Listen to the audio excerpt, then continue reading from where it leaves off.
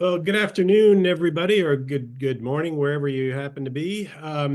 Welcome to Sky Quarry's Breaking Down the Headlines webinar. Excited to talk to you all today. There's been a significant number of folks in sort of the waiting area. We're also a couple of minutes ahead of 11. So we'll just kick things right off. As I said, welcome. My name's Lloyd McNeil. I'm a partner at Troutman Pepper. Been a renewable energy lawyer for longer than I can remember.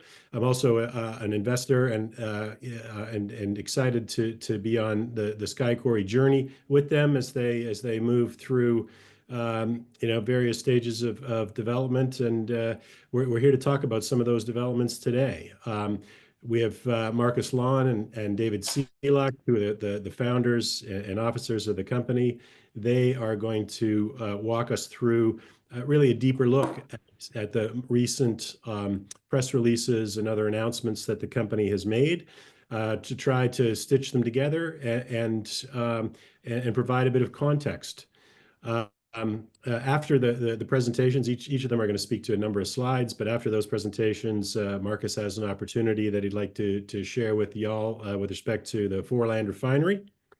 And then we'll open it up to Q&A. I think that you all can put your questions in the Q&A button that's at the bottom of the screen. Give that a whirl. If that doesn't work, the fallback is in the chat. I'll look at both, but would prefer to see them in the Q&A if that's possible. So before I turn it over to Marcus, just of course, we're going to be talking about a number of forward-looking statements today. This up on the screen here is the usual caution with respect to those forward-looking statements. Hopefully statements come true in the future, but that's just the way it goes. We got to announce it, so read it and take it for its value. But with that, I'd love to just turn this over right now to Marcus Laun. Marcus, take it away. Thank you. So first of all, I wanted to welcome everybody for taking some time out of your day to listen to us blabber on about Sky Quarry. We think it's a very exciting opportunity, and we appreciate you taking some time out of your day to kind of hear exactly from the horse's mouth what's going on. The thought process behind this webinar is to really lace together some of the press releases that we've recently put out there.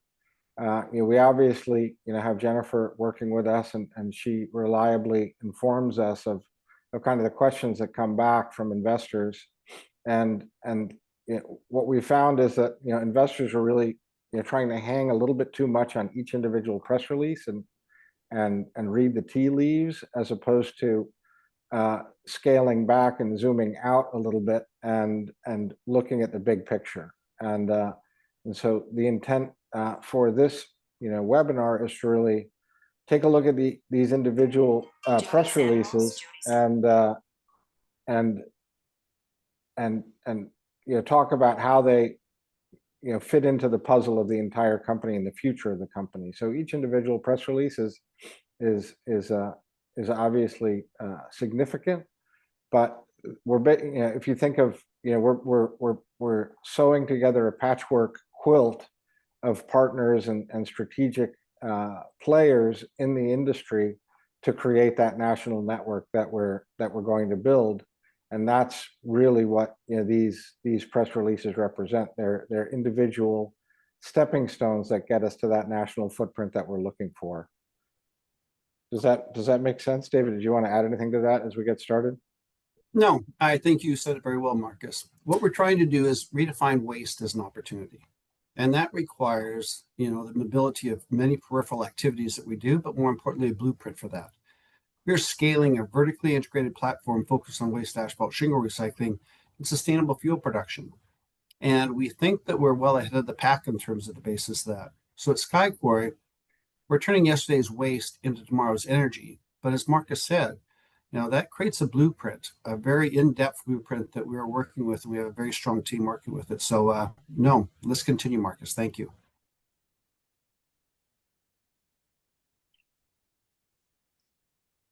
Next slide, or any comments? This is your slide, David.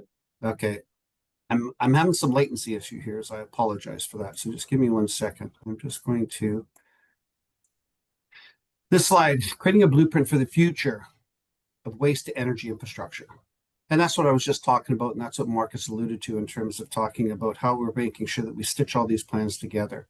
The key points in this slide is that we're looking at 2 unit types, one for processing and one for local oil extraction, allowing Sky Quarry the ability to leverage each opportunity for the highest revenue value and taking into account the jurisdiction, logistics, product inputs, and most importantly, product sales as we do so.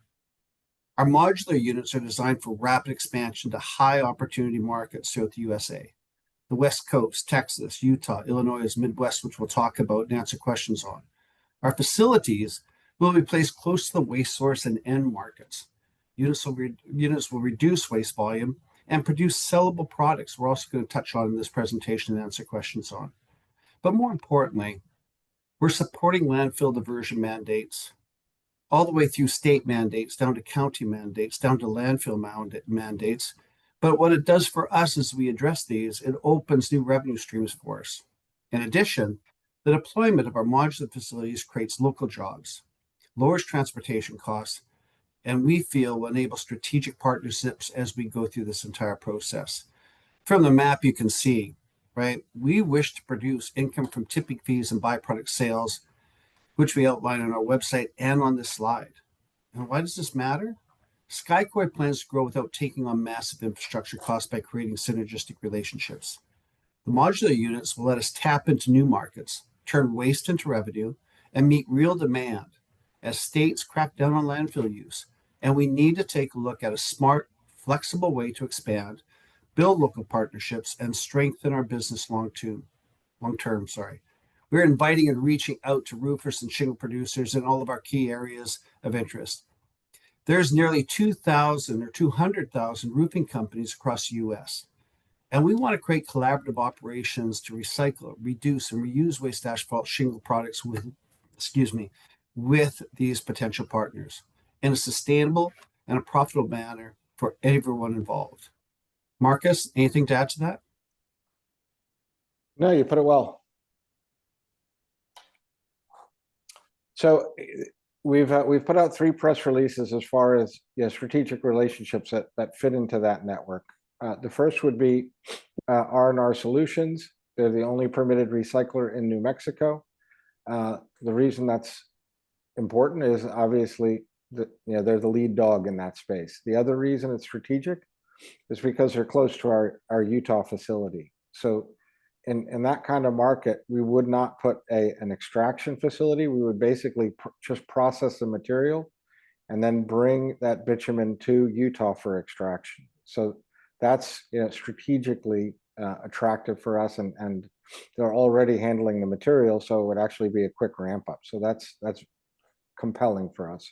RB Builders is another press release, another opportunity, and that's more of a vertical integration play. I think for those of you that attended our previous webinars, we are talking about a lot of consolidation in this industry and a lot of pressure for the roofing distributors, for the roofing manufacturers to align to a more green footprint as they make their product. We all know that roofing shingles don't last forever. And if we can help create that circular economy around the shingle material, which is 100% recyclable, it's going to be a benefit to everybody. It'll be able to lower costs, and it'll reduce the amount of oil that the shingle companies need to buy every year. They're currently purchasing on aggregate about 20 million barrels of oil a year to make roofing shingles. So it's obviously a huge business. Aligning and integrating with the people that are handling that material so that when a new roofing job is going out, that we are in the mix as far as picking up that material from the curbside, so it's efficient from a logistics standpoint. Southwind RAS, also a very significant recycling player in their market, and in that market, we would likely have a processing facility initially, and then over time, we would be extracting oil within that market so that it can be reused in that market. David? No, very good. I think that, as we go to the next slide, those are the new commercial pathways that we're trying to unlock.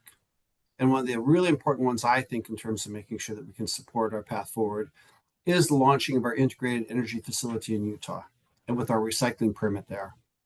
Everyone understands PR Spring and the ability it brings in terms of making sure that we have multi-decade access to hydrocarbons and, more importantly, crude oil from our oil sands.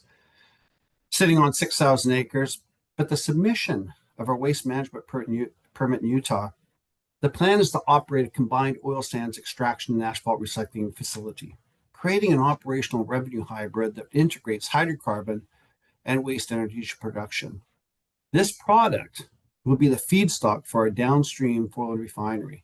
So we have upstream, midstream, and downstream now incorporated into our blueprint, allowing us to make sure that we can reduce logistics, reduce cost, and get more profit on our sales product. At PR Springs, we're targeting a recovery of over 10 million barrels, and that's going to take us over 15 years with a recovery factor of 2,000 barrels a day. This is required to complete the previous company's operational activities. And if we do the work and work with the state to create proactive plans to increase waste energy product recycling, this will create multiple revenue streams from oil sands, recycled bitumen, and byproducts. And that's what matters, the advancements in Sky Quarry's waste to energy model by delivering long-term value and early cash flow through sales and asphalt coated sands and recovered oil sources from feedstock to finished fuels. We control the supply chain to maximize environmental and economic impact. This is a basis of a value investment for us, a multi-decade sustainable energy portfolio. At Sky Quarry, we see the opportunities where there's sea waste, but more importantly, we now have the assets to make something of that waste and make sure that we get to the sustainable energy side. Marcus, would you like to add anything on that? Nope, you covered it. Thank you. Next slide, please. Thank you. Path to full production.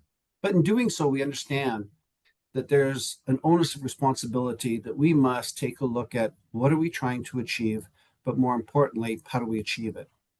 In April and May, we contracted TAR 360, a leading company in refinery operational assessments, to help us deliver operational efficiency. Their plan outlined how the Foreland Refinery can increase production and double our current annual production to up to 800,000 barrels per year through a phased production increases, with key milestones being at 45,000, 60,000, and 80,000 barrels per month as we move forward. Our marketing team is working diligently on finding additional sources for crude oil, and more importantly, sales contracts for our products. As Marcus outlined, right, the Foreland Refinery has the ability to make sure that, with no pun intended, fuels our growth plans. And that matters in terms of making sure that we drive revenue growth by increasing the volume of off sales that we can sell.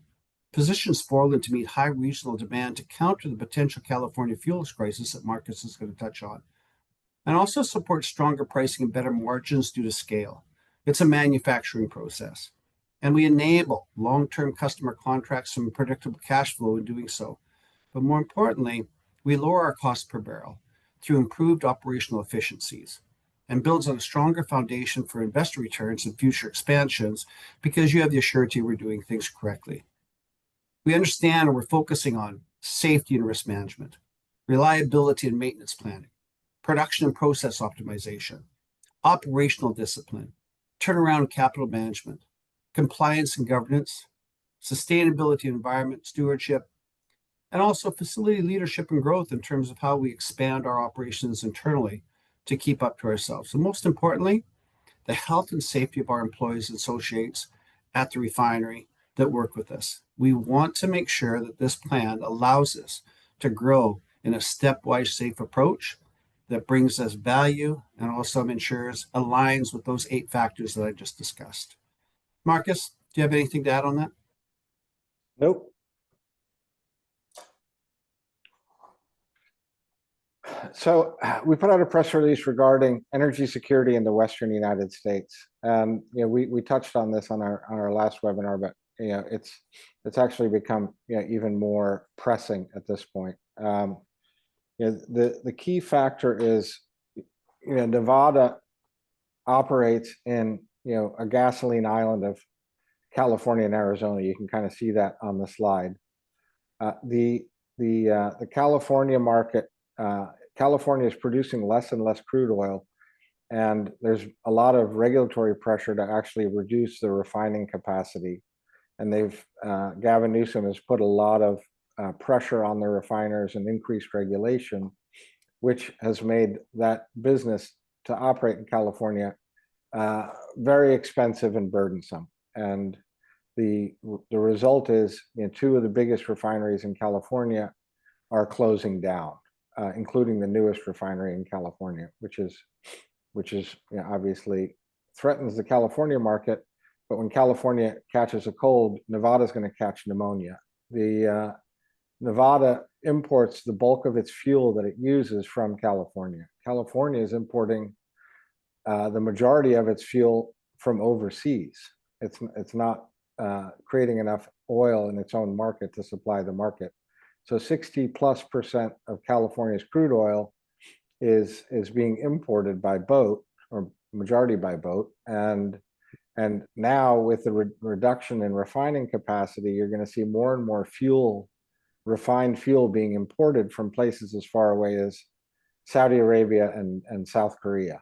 And so we see this as a good opportunity for us to become a bigger player in the Nevada market, so that fuel doesn't have to come to Nevada from South Korea. And we can do this by working with local oil producers in the Nevada-Utah market to refine local oil and make local fuel. And so, first you have the pressure of California, but in California, they are using less fuel every year because of the incentives and the pressure to drive electric. Nevada doesn't have that. Nevada is so spread out that very few people are using electric cars. And with the growth in Nevada, specifically in industrial use as well as residential, you're getting every year the amount of fuel needed in Nevada is ticking up. And again, we represent the only refinery in Nevada. So we are well positioned to be able to increase margins and serve that market. And we see a big opportunity in supplying both industrial uses like mining of products like lithium and valuable rare earths and metals, all the way to other products that are being built in Nevada, and obviously transportation and infrastructure. So we're excited about the opportunity that these changes in California represents, and I think we're very well positioned to take advantage of it. David, did you want anything on that? Yeah, I think that you did a great job, Marcus, but I just wanted to talk about it when we take a look at the current market dynamics. Those are going to be our future market dynamics. And I believe we're going to see this grow into other sectors as well, too. Policy, regulation, supply constraints are driving demand for alternatives, and we have to be that alternative. When you speak of Phillips 66 and their, I think it's ABX2-1 or some, Star Wars robot name, restricting price controls and putting these guidelines on, the market drivers behind our timing are creating a structural tailwind for our model based on these type of policy regulation supply chains coming in. So for me, us starting in 2020, we took a look at what was going to be out there in the future, but this aligns in terms of making sure, as Marcus said, right? We've captured the market in Nevada, and we have the ability now to make sure that what we can do is expand upon that market as we sell our products out into a wider sourcing. Thank you, Marcus. Sure. So I wanted to kind of this ties into my next discussion, which is going to be on our share price and the capital markets. But I do want to let you know that we are launching a new crowdfunding, which will be a preferred share that is tied directly to that refinery. So the refinery will actually be issuing these preferred shares with a 10% coupon, and then also enjoy a royalty based on production at the refinery. And the coupon is 10%, which is obviously an attractive return. But on top of that, you will get 75 cents royalty bonus per million in the preferred per month of production. And I know that sounds like a complicated calculation, but I think that return on the preferred is capped at 25% a year for the preferred stock, which I think we have a very good chance of maxing out that royalty stream. So not only do you get an income of a coupon and interest on the preferred stock, you'll also get that royalty, which will give you an equity-like return in a debt-like instrument. So we think that's very attractive. It's tied directly to Foreland and that production, and you actually own a piece of the revenue stream at that facility for the time that we have the preferred outstanding. So we're excited about that offering. We've had a lot of success in crowdfunding, and we think that this is an attractive offering in that market as well. So we're looking forward to launching that and welcoming investors into a new security and participating in Sky Quarry in a different way. So that's at our subsidiary level, Foreland Refining. I also had a few talking points that I wanted to mention before we get into the Q&A. And for those of you that are new to the company, we will be going through some slides to kind of explain our assets and our business plans and model after the Q&A. We've done a few webinars, and we didn't necessarily want to drag our loyal webinar attendees through the entire business plan again, just because they might have seen it previously. So we will go through those fundamental slides about our mission and our operations at the end of the presentation, so that the people that are just getting up to speed on who we are and what we're trying to do can do that in a way that doesn't annoy our legacy investors that know the story pretty well. So Jennifer, did you put together a slide for my talking points or no? Oh, so here we go. I'm just going to kick off my talking points, and I'm going to give David obviously a window to kind of chime in before we start taking questions. But I'm sure there's a bunch of you, if not all of you, are curious about our trading patterns in recent history, specifically last week. We had a day of over 50 million shares traded with a volume weighted average price on those trades of about $1.40, which is 100% above where we're currently trading. And a lot of the questions that I've been fielding, are we okay? I lost the slide. Was that my fault, Jennifer? Can everybody see me? No, there was Yeah, no yeah. slide. It was just a Okay. Q&A. You're good. Okay. Yeah, so effectively we traded 50 million shares, about $75 million in dollar volume. It's actually spiked our volume on an ongoing basis, and a lot of the questions that I've gotten over the past week have been asking why, and obviously that's a very good question. To trade 50 million shares when we only have 9 million shares in the system is always interesting, and so I'll try and explain what I know just for your benefit, and David might have a few words about it.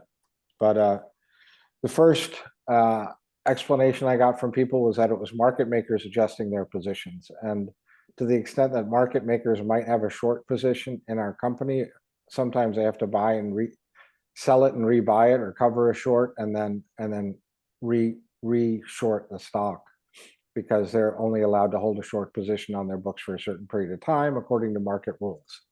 So that is one explanation I got from a market insider, and he seemed to indicate that this kind of happens pretty often in these small cap NASDAQ listings, where there is a potential for significant short positions at the broker dealer level, where they're allowed to hold a naked short for extended period of time in the course of their market making. So that's a possibility. The other driver, I think, for attention to our company and trading in our company was kind of this are we going to war trade, and people looking for low float, thinly traded oil stocks that they could benefit from or get positioned in likelihood that it will pop with additional attention on domestic oil production and the opportunity that we have in the US. So I think that could be another driver, and I would say that, you know, all the reasons I'm going to give you probably had partial partial impact on this. So we had a little bit of a perfect storm as far as you know, people looking at the stock. The other potential is obviously these digital asset manager transactions that are happening in the microcap space, where crypto companies are coming in and sniffing around and making significant strategic investments in low float, small cap, and listed companies. And to the extent that, you know, a number of companies on the same day as ours that are potential targets for these digital asset manager plays, or they're also called digital treasury plays, we're also trading very aggressively with, you know, halts. You know, we experienced 2 halts, I think, on that trading day, where the upside volume was so aggressive that they stopped the trading for 5 minutes as a market breaker. So that is another reason that you have a potential for a lot of trading volume in a volatile stock. The next reason I got was there, you know, these chat rooms and message boards where you have the GameStop, you know, coterie trying to pick stocks that they think were going to fly, or where they can engineer a short squeeze against the market makers. So that, you know, again, is a potential. And I did hear some rumblings about, you know, things being said in various social media platforms about that happening to our stock. So that's a potential. And, you know, ultimately, you know, all these things, you know, are somewhat exposed to this whole discussion around short trading and short positions held by major institutions. And you know, we can't speak to that. We don't have any information of that. I did see a report that showed that, you know, half of the volume of our stock on that day that it traded $50 million was short trading, where market makers were shorting the stock to basically, you know, with the belief that, you know, the stock would go down and eventually they could cover at a lower price. And you know, that would explain in my mind why, you know, we started the day at, you know, 75 cents and ended the day at 75 cents with that amount of trading volume. It would be, you know, shorting back to, you know, kind of where we were when we started out the day. Which leads me to, you know, kind of referring back to this regulation CF offering at Forland and what the company is doing as far as capital raising and capital formation. And, you know, David and I both have significant experience in the capital markets, and as you can imagine, you know, we're constantly offered, you know, money from investors. And, you know, the reason we haven't shown capital raises to the public and done, you know, major capital raises is because, you know, we're pushing back on Wall Street and the terms that they're offering us. And, you know, we're really focused on doing fundamental transactions for the companies, for our company. And, you know, the reason, you know, we might be in this position as far as share trading is because market participants might be expecting a dilutive transaction, you know, to come to market, and therefore there would be additional supply available that they could cover their shorts with. And the fact is, you know, we're going to stick to our guns and really do a fundamental deal for our shareholders that aligns the interest of both our, you know, historical investors and our future investors and our stakeholders. So, you know, we're committed to doing, you know, good corporate finance for the company to move these projects forward. You know, one thing that you know, you should all be watching is a company called QXO, and I mentioned this on our last webinar, but they're effectively doing a roll up of the roofing distributor business, and that's a good corollary to what we're doing. And if you bought the stock after I mentioned it last webinar, it's almost doubled since then. So there's a lot of new attention to the roofing industry, and just to highlight, you know, the roofing industry is going to consolidate and it's going to become greener. And, you know, we intend to be, you know, in that mix. If Beacon Roofing, which was the acquisition that QXO just executed, recycled all their shingles, it would effectively be creating an additional $500 million a year in potential revenues around those materials, and so it's a very exciting opportunity. You know, people are just getting up to speed on it, and we look forward to expanding our shareholder base and telling that story and executing. David? No, very good, Marcus. I think it was good, and I believe you're right. I think it was a perfect storm of many attributes coming towards us, but it tested the market. It tested the market for us, and we can understand what we can get to very quickly. But I also think it comes back down to the execution of a clear roadmap that we have, scalable, sustainable, and strategically timed. We've been watching this, and I think that people understand that these recent announcements are more than news. They're building blocks for long-term shareholder value. Sky Quarry is committed to environmental responsibility, governance, transparency, and sustainable innovation. And I think when we take a look at the current aspect around, as you said, Marcus, the Middle East, what's going on there? U.S. inventories have dropped by over 11%. We're not seeing a massive increase in terms of productivity around our gasoline and so forth. Everything is fairly static. But more importantly, we're seeing other people buying oil now from Russia and other areas as well too, and we're still supplying just Europe. We're still importing. So what we want to do is make sure that we're building an infrastructure to turn a national waste crisis into a national energy solution. Our technology is proven. Our team experience and demand is growing. Innovation, integrity, impact. That's what they're investing in. I think we've seen that they take a look at that. Sky Quarry is redefining what it means to provide power to the future. So join us on this journey towards sustainable energy, because the future doesn't wait. We look forward to your continued support as we move forward to our next stage of growth. And Marcus, if you take us into the question and answer period, that'd be great. Thank you. Lloyd, I think the card's yours now.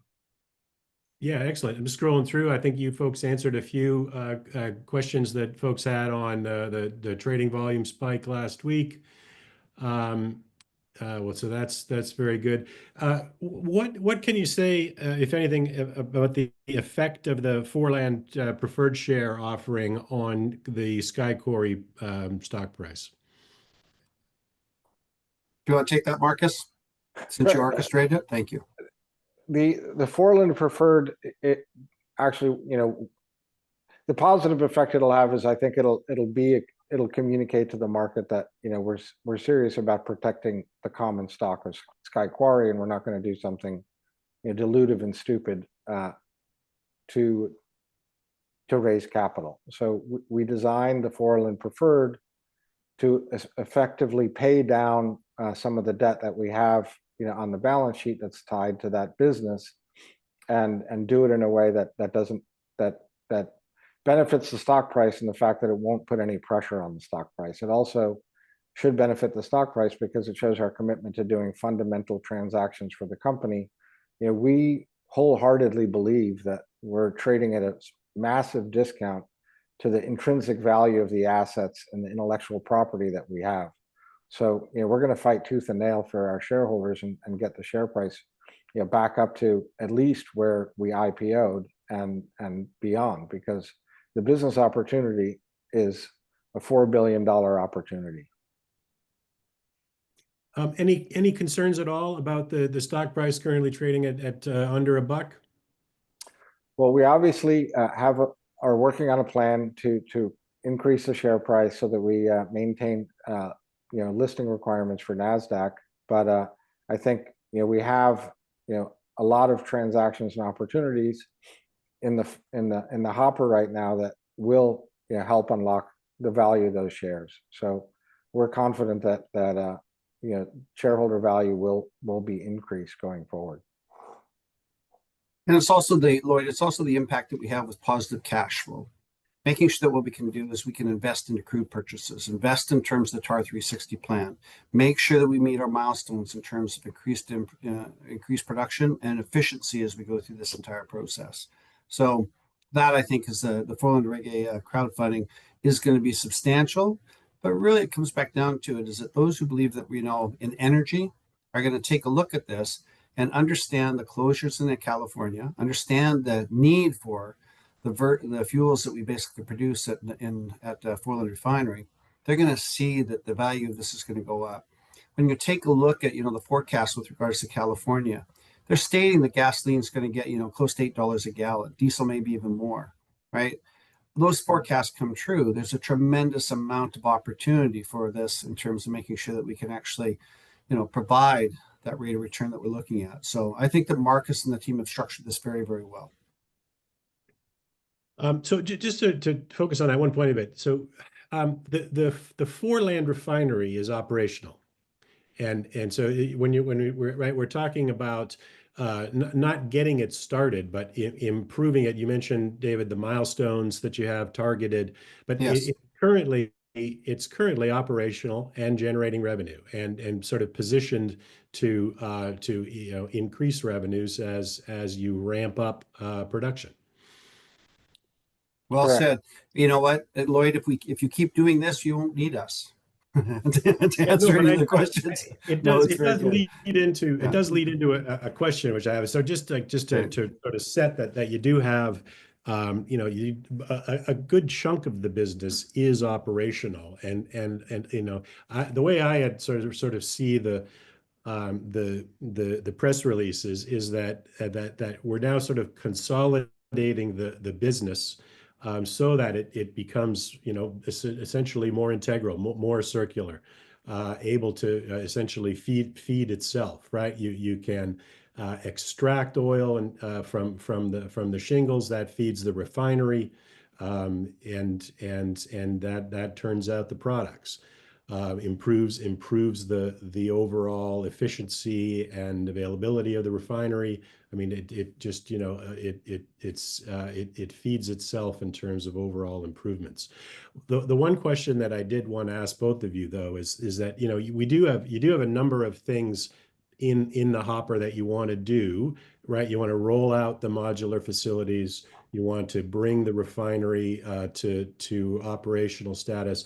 Are you doing these things concurrently, sequentially? How are you positioning it so that you're working towards whatever timelines that the company has? Do you want me to take that, Marcus? Step in Yeah, first. sure. You can answer. We're trying to do it in parallel. I think that when we take a look at the permit process, making sure that we understand logistics, understanding the requirements that we have around the jurisdictions in which we work, we have to make sure that we work on that collectively together. So what we're doing is the permit side. So I take a look at it is that we're taking a look at everything and working in parallel in a step phase approach, but really it comes back down to the capital that we need to make sure that we can really sustainably make sure that we can make an impact by closing off on that. We have 4 months of work in terms of making sure we can deploy our first modular facility. And that's including the permit requirements and so forth as we go through everything. So we're very, very close. We're looking for an end of Q3, Q4 kind of timeline in terms of making sure we work with that. PR Springs is really what we call the commissioning and startup phase. The last work around electrical, the last work around mechanical, the setup of the equipment and so forth, and the tie-in of it and starting that up. So again, we're going to take a look at what the market comes back to us with, what we have for capital expenditures. But really, we want to get each portfolio, as you said, Lloyd, as quick as we possibly can, creating revenue.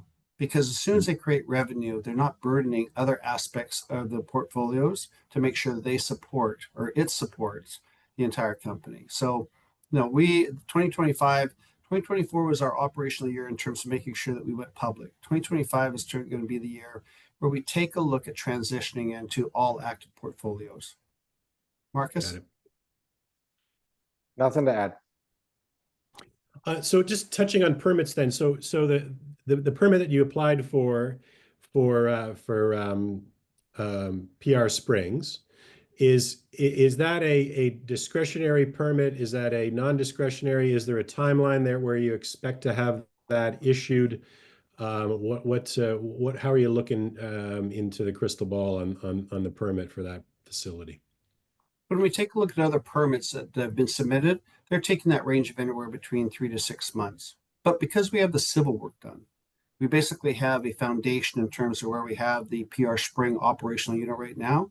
We're trying to work with them. We've not received our first comments yet, but we take a look at it as that, fingers crossed, if we do everything correctly, we would like to have that permit in the next 3 to 4 months that coincides with the kickoff of our operations. And we take a look at that in terms of Southwind RAS.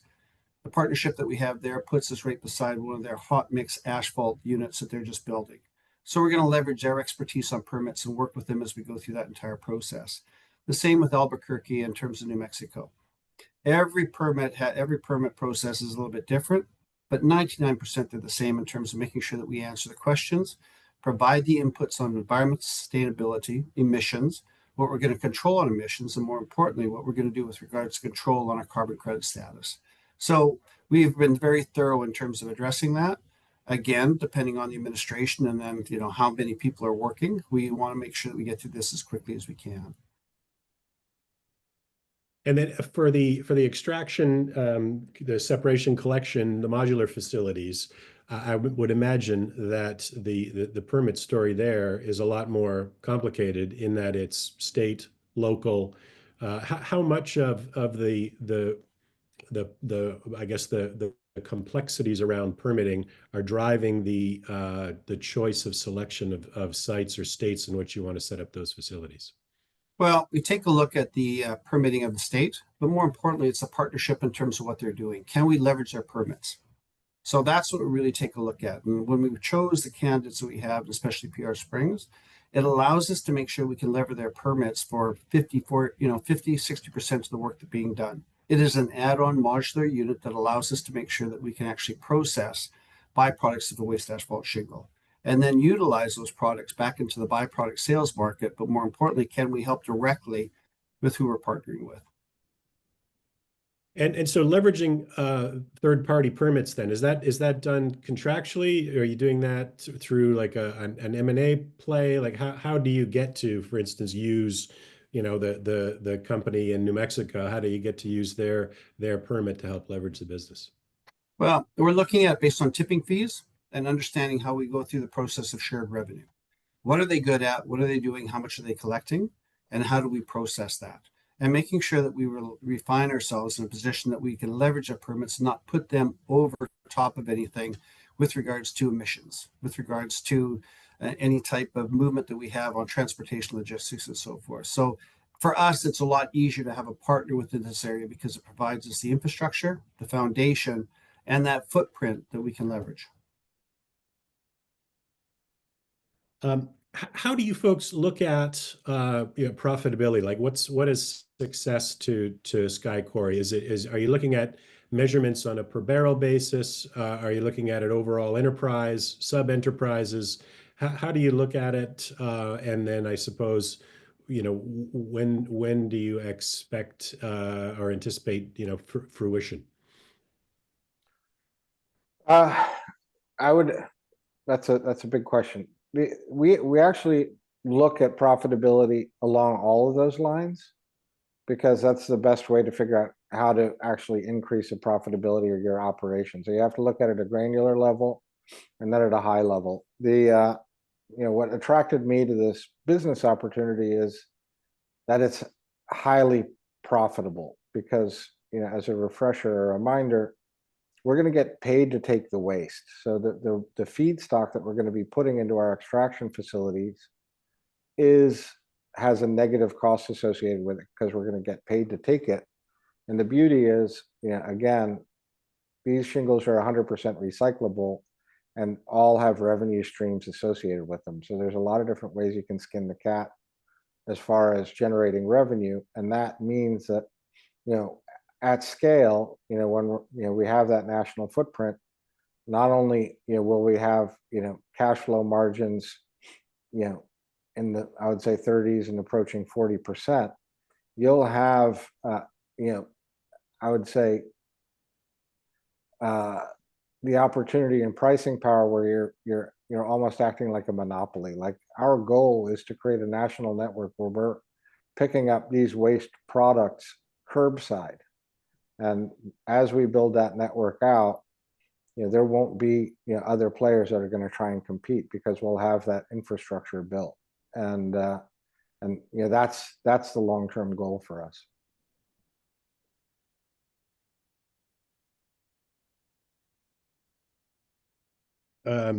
Excellent. Okay, so let me see here. One question I wanted to ask on timing as well. So the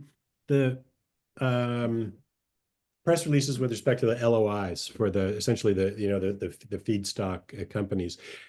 Can you folks go from, say, LOI stage to definitive agreements kind of in lockstep with the rollout of the modular facilities? Is that the plan? Is that how you see that working, or what else? What else is making that part of the strategy?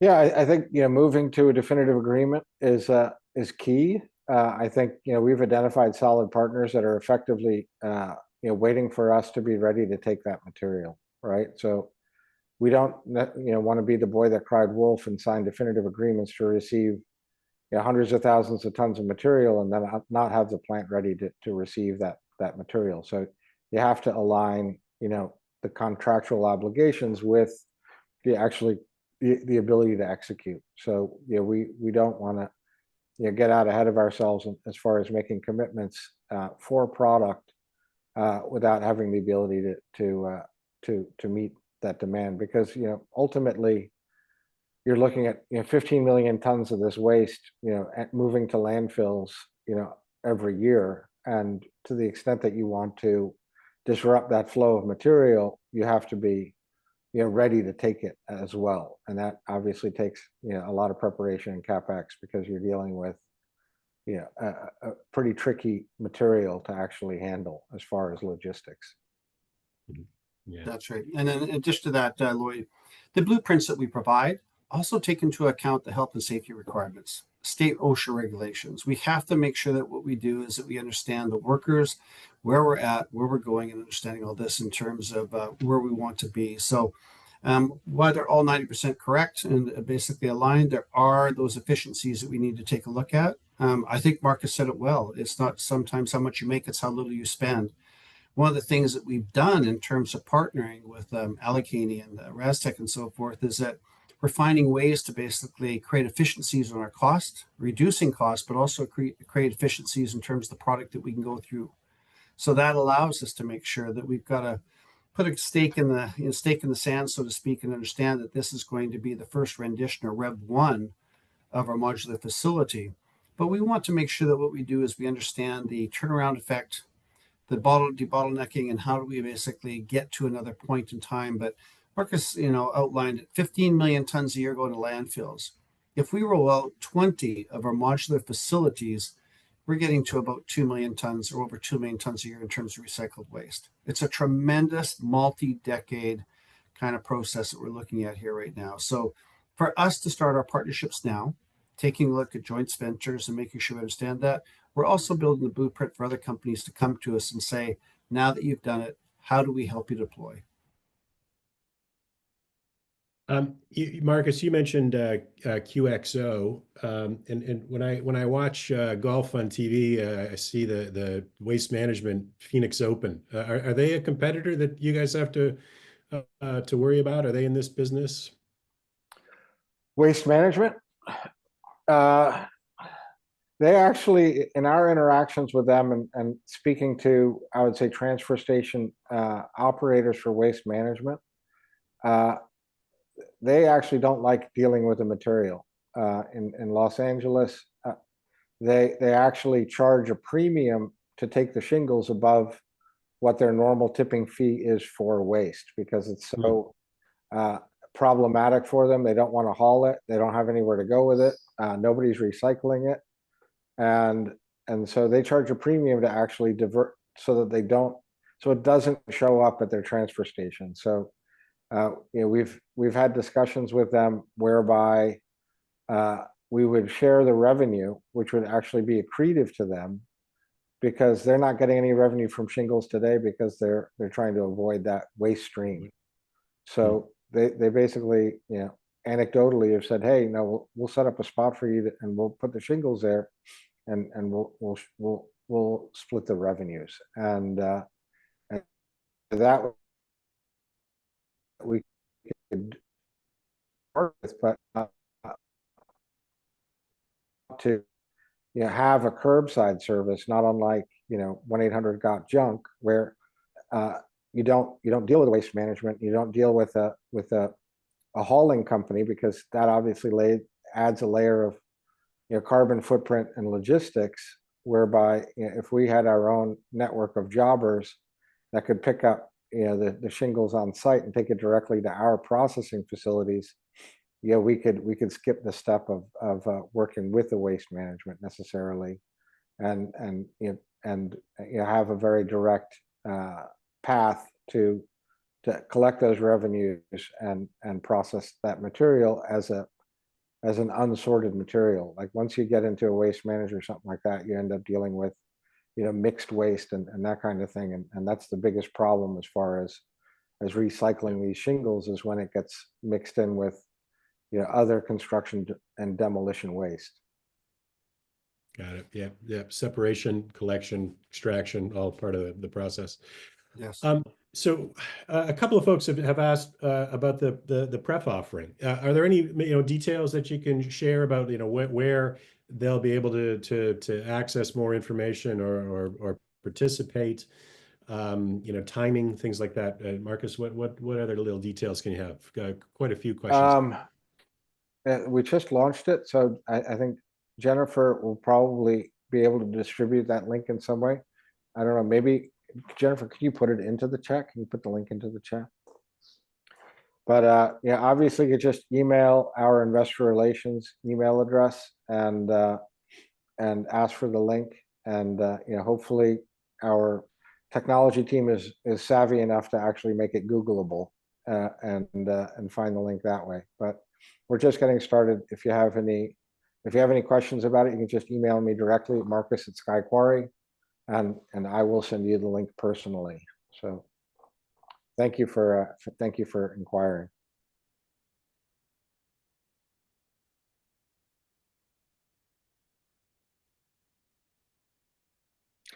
Do we have some more slides that we're going to go through as far as the fundamental stuff? I know we're pushing against an hour here, and I know it's an exciting opportunity, but everybody has a day to continue with. But they will wait to listen to you, Marcus. They will wait an extra 10 minutes. Yeah. Yeah, we can put up the presentation if you want to go through it, Marcus. Yeah, let's just spin through it, and for the Okay. people that are still here, if they don't have any questions, we could just give them that refresher and take it from there. Oh, are we going to get cut off at an hour or no? I think we might, but let's just check. We have 3 minutes to find out, so be quick. Yeah, so just as a refresher, obviously our mission is to recycle waste asphalt shingles, but we also have an oil refinery attached to that as a vertical integration step, which we are using as a blending and refining facility. So we are owners of a hydrocarbon facility and extraction facility in Utah that we're in the process of retrofitting, and that facility is actually my background. And we intend to have that up and running, making 2,000 barrels a day, which will then feed the currently operating refinery. And we're going to mix in our partially sustainable oil into the crude oil that we're already refining. So it'll be a vertically integrated company. The objective is, with the facilities that we have, we can get to that $100 million a year in revenue over time, and really make a dent in shingle recycling, as well as be a very strong niche player in that gasoline island that Nevada operates in.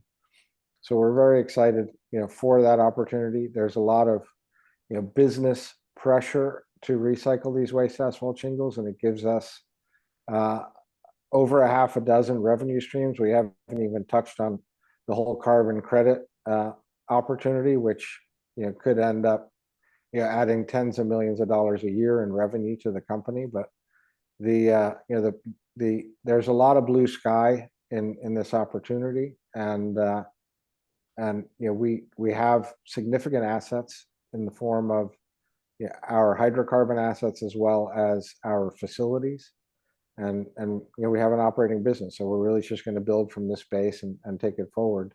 We're really excited that the stock is starting to trade well, because It brings more attention to the business opportunity and to what we're trying to build.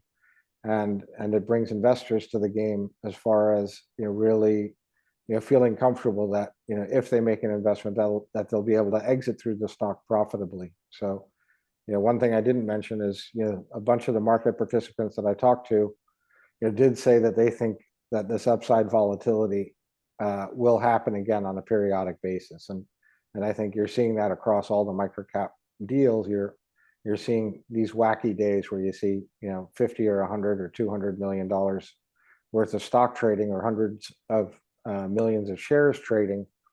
And I think that's all attributable to these trading algorithms and the market makers, where these day traders are called scalpers, and they're trading thousands and thousands, and if not hundreds of thousands of shares to try and scalp a couple of pennies here and there between the bid-ask spread. And so there's a lot less certainty about where the trading is coming from, because a lot of it happens in these dark pools. But ultimately, we just need to march ahead, tell the story, stick to our knitting, and execute and raise fundamental money and protect the stock as best as we can. So we're looking forward to building a bigger audience and the attention that trading that kind of volume brings to the company. Any other questions? I don't see any other questions that we can ask, and it looks like we're bumping up on our 1 hour. Yeah, so let's sign off. Yeah, so again, Marcus and David, thanks very much for the organization and the big picture, and we look forward to more success and the next webinar. Thank you. Thank you, Lloyd, for being the moderator, and thank you, Jennifer, for putting everything together. And thank everyone for joining us today. Have a great day. Thank you.